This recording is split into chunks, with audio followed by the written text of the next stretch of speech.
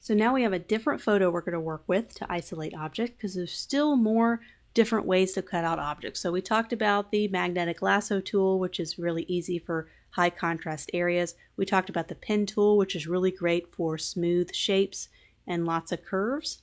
And the quick selection tool, the select subject option, which is only available for newer versions of Photoshop.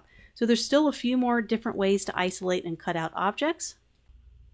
And one is called the quick selection tool. It's a relatively new tool. It's been around for a couple of years, but we're going to go ahead and try this quick selection tool. What I found is quick selection tool works really well for these nice clean background areas. So what we could do is we can click and select and just drag, and it's just going to automatically sense similar colored pixels. And just like that, we were able to isolate that. So we can delete the background, and then he's isolated. Just like that, we just went ahead and isolated him pretty quickly. It did a good job of kind of cutting around the hair. I mean, it's not perfect. You're not going to get every single pixel perfectly cut out, but I think that's pretty good. So that was the quick selection tool. I'm going to do that one more time. Go back, and you can change your brush size of your quick selection tool. This is where it's at right here. And you can make it bigger if you want to have kind of a broader, quicker selection.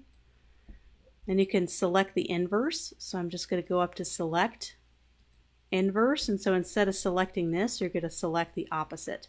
So that's select inverse, and it's going to keep inversing it. And so now I can just select him. And what's great about this is now if I wanted to just turn him black and white, I can, and keep the background color. So that's kind of nice to be able to have that option. And there's one more. It's kind of a sister, I guess you would say, to the quick selection tool, is the magic wand tool. So this is going to do the same thing as quick selection, but it's going to take a pixel sample and just do one spot. So it's just like a one-click type of tool. So I'm going to click on this background. It's got mixed success.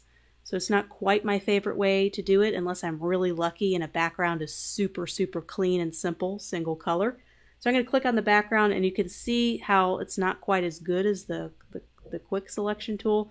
It still has some of these other ones. I can hold down the shift button, and notice when I hold down the shift button, and it has this little addition sign.